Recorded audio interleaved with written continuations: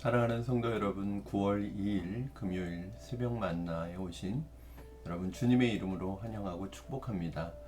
오늘 우리에게 주시는 하나님의 말씀 보겠습니다. 오늘 우리에게 주시는 하나님의 말씀은 사사기 1장 11절에서 15절까지의 말씀입니다. 사사기 1장 11절에서 15절 제가 여러분에게 봉독해 드리겠습니다. 거기서 나아가서 드빌의 주민들을 쳤으니 드빌의 본 이름은 기럇세벨이라. 갈렙이 말하기를 기럇세벨을 쳐서 그것을 점령하는 자에게는 내 딸 악사를 아내로 주리라 하였더니 갈렙의 아우 그나스의 아들인 온니엘이 그것을 점령하였으므로 갈렙이 그의 딸 악사를 그에게 아내로 주었더라. 악사가 출가할 때에 그에게 청하여 자기 아버지에게 밭을 구하자 하고 나귀에서 내림에 갈렙이 묻되 내가 무엇을 원하느냐 하니 이르되 내게 복을 주소서. 아버지께서 나를 남방으로 보내시니 샘물도 내게 주소서 하매 갈렙이 윗샘과 아랫샘을 그에게 주었더라. 아멘. 제가 몇 주 전에도 한번 드린 적이 있었고요. 요셉의 꿈 이야기를 하면서 그런 말씀을 드린 적이 있었고, 종종 제가 드리는 말씀입니다. 꿈이 어떤 경우에는 야망이 될 수도 있고요. 어떤 경우에는 비전이 될 수도 있습니다. 보통 사람들이 꿈이라는 용어와 야망, 비전이라는 용어를 혼용해서 쓰죠. 그래서 야망을 꿈으로 알고 있는 사람들도 있죠.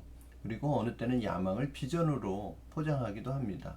그런데 사실은 이 꿈과 야망과 비전이라는 단어는 용어는 서로 다른, 사실은 구별해서 써야 되는 용어입니다. 꿈이라는 것은 생각이죠. 이 꿈과 아직 이루어지지 않은 이 꿈이라는 것이 이루어지는 과정 속에서 그것이 야망이 될 수도 있고 그것이 비전이 될 수도 있습니다. 어떤 게 야망이고 어떤 게 비전인가? 사실은 이 꿈이라는 것을 이루어가는 과정 속에서 이 야망은 철저하게 자기 욕심에 기반을 합니다. 욕심이 그 베이스에 깔려 있고요. 자기 중심, 자기 이기적인 욕심이 베이스에 깔려 있기 때문에 사실은 이 야망을 이루어가면 일수록 그 야망은 주위에 있는 사람들, 주변에 있는 사람들을 아프게 하고 고통스럽게 하고 상처를 주고 또 다른 사람들에게 어려움을 주는 거죠. 사실은 내 꿈은 이루어졌는지 모르겠지만 주변에 있는 사람들은 내 꿈이 이루어질수록 불행해지고 아파하고 고통스럽고 힘들어진다면 그것은 꿈을 이루는 것이 아니라 야망을 이루고 있는 것이라고 할 수 있습니다. 왜냐하면 그 야망이라는 그 꿈이라는 것은 철저하게 내 욕심에 기반을 하고 있기 때문에 그것은 이루어진다고 해도 다른 사람들에게 행복을 줄 수는 없는 꿈이 됩니다. 이것을 우리는 야망이라고 합니다. 대부분의 사람들은 야망을 꿈이라고 생각합니다. 그리고 어떤 그리스도인들은 그 자기가 가지고 있는 야망을 비전이라고까지 말하기도 합니다. 여러분, 그러나 야망은 절대 비전이 아닙니다. 많은 분들이요, 자기가 하고 싶은 자기 욕심에 기반한 어떤 일을 하면서 자꾸 하나님의 꿈, 하나님의 비전이라고 말해요. 사실은 그것을 들을 때마다 좀 마음이 아픕니다. 그냥 차라리 솔직하게 내 욕심이다라고 말하는 게 낫습니다. 내 욕심으로 하는 거면서 내 욕심에 기반하면서 자꾸 하나님의 꿈, 하나님의 영광 이런 말을 하는 것은 옳지 못하죠. 비전은 사실은 야망과는 다른 것입니다. 비전은 나의 계획이나 내 욕심에 의해서 만들어지지 않고 하나님의 말씀과 약속에 근거합니다. 하나님의 말씀 속에서 그분과의 교제 속에서 하나님께서 나의 마음에 깊이 심어주십니다. 그래서 그것이 거역할 수 없는 내 삶의 사명으로 나타나는 것입니다. 그래서 비전은 사명과도 연결이 되어 있습니다. 그리고 비전의 걸음을 걸어가죠. 그 하나님의 사명 때문에, 하나님이 주신 마음 때문에 이 비전의 길을 걸어갑니다. 그것이 결코 편안한 길이 아닐 수도 있습니다. 그 비전의 길을 걸어가요. 내가 힘들고 어렵지만 비전의 길을 걸어가요. 그런데 그 비전을 이루어가면 이루어갈수록 주변에 있는 사람들이 살아나고 행복해지고 영혼이 회복되고 은혜를 받는 일들이 일어납니다. 이것이 바로 비전입니다. 그러니까 꿈이라는 것이 그 열매가 어떠냐에 따라서 그것은 야망이 되기도 하고 비전이 되기도 하는 것입니다. 이것이 주님의 비전이고 그 주님의 비전이 나의 비전이 되어가는 것이죠. 오늘 우리가 읽은 본문에 갈렙과 갈렙의 딸인 악사와 온니엘이라는 이 세 사람이 등장을 합니다. 길지 않은 구절입니다. 5절로 되어 있는 짧은 구절인데 오늘 이 짧은 구절에 굉장히 중요한 메시지를 담고 있습니다. 오늘 본문을 좀 제가 대략적으로 요약을 해드리는 것이 여러분의 이해를 도울 수 있는 것 같습니다. 이제 유다 족속이 드빌이라는 지역, 기럇세벨이라는 지역을 치게 됩니다. 아마도 이 기럇세벨이라는 이 유다 남부 지역을 점령하는 역할을 맡았던 총책임자가 갈렙이라는 사람이었던 것 같습니다. 이 갈렙은 여러분도 잘 아시는 것과 같이 가나안의 정탐꾼으로 보내졌던 여호수아, 갈렙 이 두 사람 믿음의 보고를 하였던 그 두 사람 중에 한 사람입니다. 갈렙이 기럇세벨에 와서 그 땅을 점령할 때 이런 말을 합니다. 누구든지 기럇세벨을 점령하는 사람에게 내 딸 악사를 아내로 주겠다고 이렇게 선언합니다. 약속합니다. 그리고 온니엘이라는 사람, 그나스의 아들 온니엘이라는 사람이 그 기럇세벨을 쳐서 점령하게 됩니다. 그리고 그 딸 갈렙의 딸 악사와 결혼을 하게 되죠. 아내로 얻습니다. 그리고 이제 결혼해서 출가하게 될 때 악사가 온니엘에게 남편 온니엘에게 이렇게 요구합니다. 아버지에게 땅을 구하라고 그렇게 얘기하죠. 오늘 본문엔 밭이라고 나와 있는데 밭을 구하라고 그렇게 부축입니다. 그리고 출가할 때 낙에서 내리자 아버지 갈렙이 딸 악사에게 무엇을 원하느냐라고 물을 때 이미 악사와 온니엘이 사전에 약속한 대로 아버지에게 요구를 합니다. 그 땅뿐만 아니라 그 땅에 가기 위해서 그 땅에 살기 위해서 필요한 셈을 요구합니다. 복을 주소서 그리고 셈을 달라고 그렇게 요구할 때 아버지 갈렙이 윗셈과 아랫셈을 주었다라고 나와 있는 게 오늘 전체의 이야기입니다. 여러분 오늘 본문 이야기를 들으면서 짧은 구절이지만 어떤 느낌이 드세요? 딸 자식은 키워봐요. 소용이 없구나. 딸 자식은 도둑이구나. 어떻게든 친정에서 뺏어가려고. 마치 이 시집가는 악사가 친정 아버지에게 친정 아버지의 재산을 어떻게 해서라도 조금이라도 더 뺏어가려고 하는 것처럼 보이지 않습니까? 친정 아버지에게 한미천 챙겨가려는 것처럼 보이고 그래서 좀 얄미워 보입니다. 너무 자기 것만 챙기려고 하는 것처럼 얄미워 보이죠. 남편을 앞세워서 친정 아버지에게 재산을 뜯어내려고 하는 것처럼 보이는 것이 겉으로 보여지는 부분입니다. 그러나 오늘 본문에서 악사의 행동이 전혀 그런 행동이 아니라는 것을 알 수 있습니다. 마치 자신의 욕심을 채우는 야망으로 가득 보이는 악사의 말과 행동은 사실은 정반대로 약속에 근거한 비전의 말과 행동이었다는 것입니다. 어떻게 그렇게 말할 수 있느냐? 오늘 중요한 근거가 있습니다. 오늘 그녀가 구한 것이 무엇입니까, 여러분? 밭을 구하자고 했는데 땅을 구하자고 했는데 그 땅이 결과적으로 보니까 남방 땅이라는 것을 알 수 있죠. 오늘 본문 15절 말씀 보시면 이르되 내게 복을 주소서 아버지께서 나를 남방으로 보내시니 이 남방이라는 것은 어디냐면 남부 유다 남부 지역인데 유다 남쪽이 어떤 지역이냐면 그 네게브 지방입니다. 네게브는 사막과 같은 광야 같은 지역이에요. 사실은 이 광야 사막을 누가 좋아하겠습니까?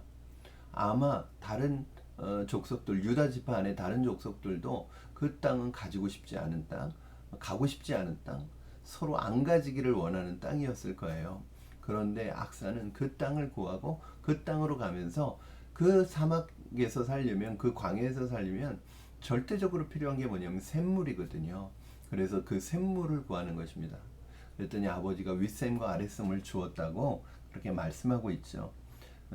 악사는 남들이 서로 차지하고 싶어하는 좋은 땅을 서로 싸워서 쟁취하는, 오히려 남들 가지고 싶어하는 것을 서로 가지려고 그 싸움에 뛰어들어서 머리 터지게 싸워서 그 땅을 뺏으려는 것이 아니라, 오히려 남들이 가지고 싶지 않은 좀 더 불편한 길을 스스로 선택해서 가는 것입니다.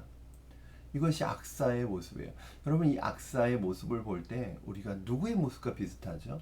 바로 아버지 갈렙의 모습과 비슷하죠. 이제 이스라엘이 가나안 땅을 정복하고 그 땅을 분배하는 과정 속에서 제일 마지막까지 분배받지 못한 사람이 바로 갈렙이었습니다. 갈렙이 나중에 무엇이라고 얘기하냐면, 이 산지를 내게 주소서, 그날에 당신께서 내게 약속하셨습니다. 이렇게 이 산지를 달라고 구해요. 그래서 그 문장을 보면 마치 이 갈렙이라는 사람이 땅 욕심이 있어가지고 자기 거 챙기려고, 자기 땅 챙기려고 달라고 요청하는 것처럼 보이지만, 사실은 산지라는 말 굉장히 중요하죠. 이 산지를 내게 주소서. 산지는, 여러분 만약에 여러분에게 땅을 준다고 한다면, 땅을 받는다고 한다면 평지를 받겠습니까? 산지를 받겠습니까? 당연히 평지를 받죠. 사실은 산지는 어렵잖아요. 그리고 그 당시에 산지에는 누가 살고 있었냐면 안악자손이 살고 있었습니다. 안악자손은 거인 족속이거든요. 즉 적으로서는 굉장히 불편한 상대예요. 싸우기 어려운 상대예요. 산지에다가 안악자손들까지 살고 있는 그 땅을, 그래서 누구도 가고 싶지 않은 땅, 서로 미루는 땅, 난 저 땅 안 가졌으면 좋겠다는 그런 땅을 갈렙은 달라고 한 거예요. 그러면서 하나님의 약속의 말씀, 하나님께서 내게 힘 주시면 내가 그 땅을 차지하겠다고, 그렇게 오히려 좁은 길, 개척자의 마음으로 어리고 힘든 일을 선택을 하죠. 오늘 그 아버지의 그 딸이라고 악사도 마찬가지입니다. 남들이 가지 않는 땅, 서로 힘들어하는 땅을, 불편해하는 땅, 어려워하는 땅을 악사는 먼저 선택을 해서 가는 모습을 볼 수 있습니다. 이것은 욕심이 아니라 약속의 근거에서, 약속에 따라서 구하고 걸어가는 것입니다. 사실은 이게 진짜 비전이죠. 예수님은 우리에게 넓고 편안한 길로 가려고 하지 말고 좁은 길로 가라고 말씀하셨습니다. 이것이 너희의 그리스도인의 본질이다. 교회에서도 예수님을 믿노라고 하면서도 불편한 거 싫어하는 사람들 많습니다. 조금만 불편해도, 조금만 힘들어도 피합니다. 안 하려고 합니다. 교회 안에서도 섬기고 대접하려고 하지 않고 섬김을 받고 서비스를 받고 대접받는 거에 익숙한 사람이 있습니다. 초신자 때는 그럴 수 있다고 생각하지만 몇 년이 지나고 오랜 시간이 지나도 여전히 편한 것만 찾으려고 하고 섬김을 받으려고 한다면 그것은 신앙의 본질이 아닙니다. 오히려 편한 것을 초신자에게 양보하고, 오히려 나는 내가 받았던 그 섬김과 그 대접을 이제는 초신자를 위해서 내가 할 수 있는 위치에 서야 하는 것이죠. 내가 초신자 때 그 섬김과 대접을 받았는데 이미 내가 오랜 신앙생활이 지나고 몇 년이 지나고 이제는 섬겨야 되는 위치에 있으면서도 여전히 섬김을 받으려고 하고, 불편한 거 싫어하고, 어려운 거 싫어하고, 편하고 좋은 것만 찾으려고 하는 사람들이 교회 안에, 한국 교회 안에 많이 있습니다. 그 사람의 성숙과 성장은 무엇으로 알 수 있을까요? 섬기기 위해서 불편함을 감수할 수 있느냐는 것입니다. 그럴 수 있다면 그분은 성숙한 것이죠. 그것이 바로 주님의 제자들의 모습이라고 할 수 있습니다. 우리 교회는, 사실 우리 교회에 오시는 성도님들은 얼마나 귀한지 모릅니다.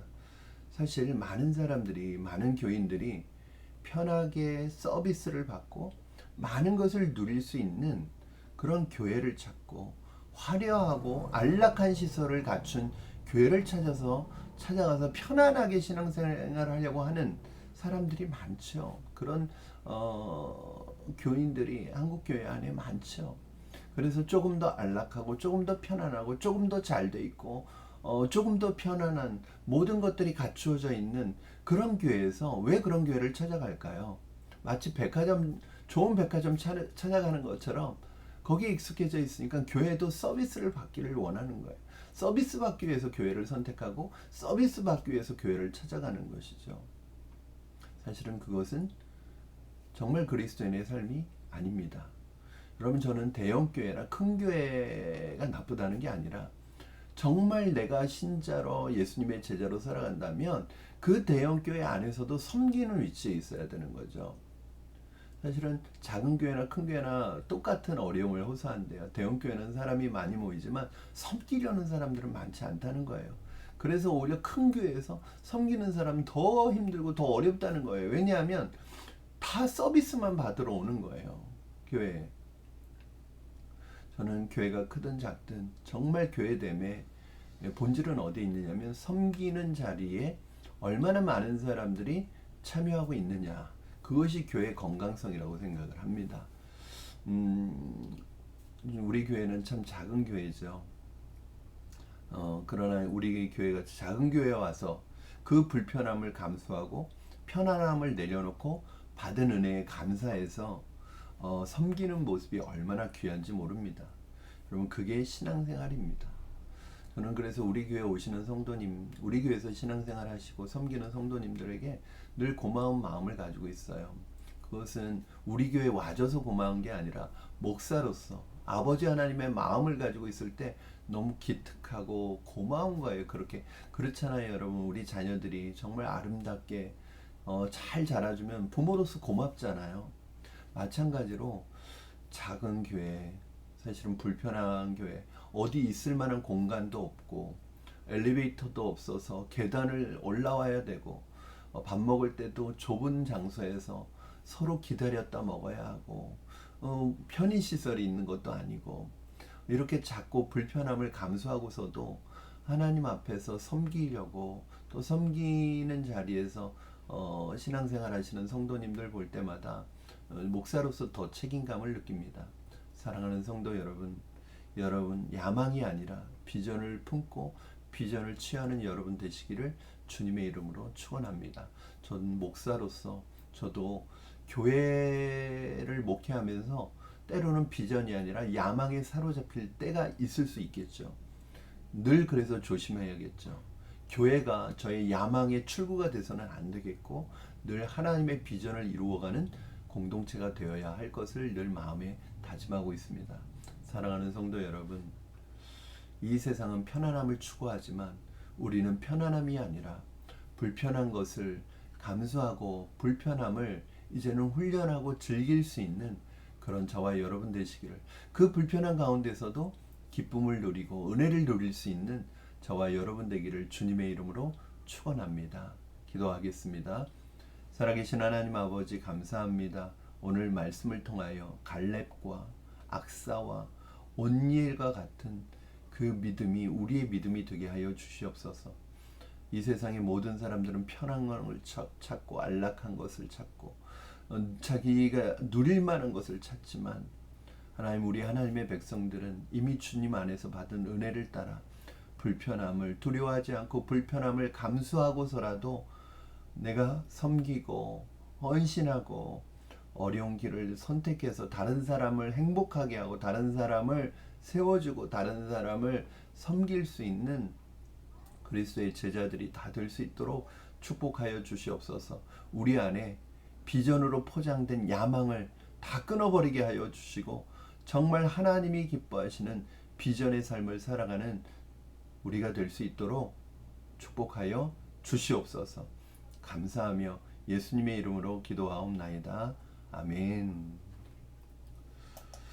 사랑하는 성도 여러분, 오늘 새벽 만나, 또 이번 주간 마지막 새벽 만나였습니다. 또 월요일날 새벽 만나에서 또 여러분 찾아뵐 거고요. 여러분 기억하시는 것처럼 오늘 밤은 또 또 금요 심야가 기다리고 있습니다. 금요 심야 기도에 나와서 정말 기도로 함께 해주시기 바랍니다. 우리 교회가 기도할 기도의 제목들이 많습니다. 교회를 위해서, 여러분 가정을 위해서, 또 여러분 각자에게 주신 기도 제목 위해서 와서 같이 기도했으면 좋겠습니다. 사랑하고 축복합니다.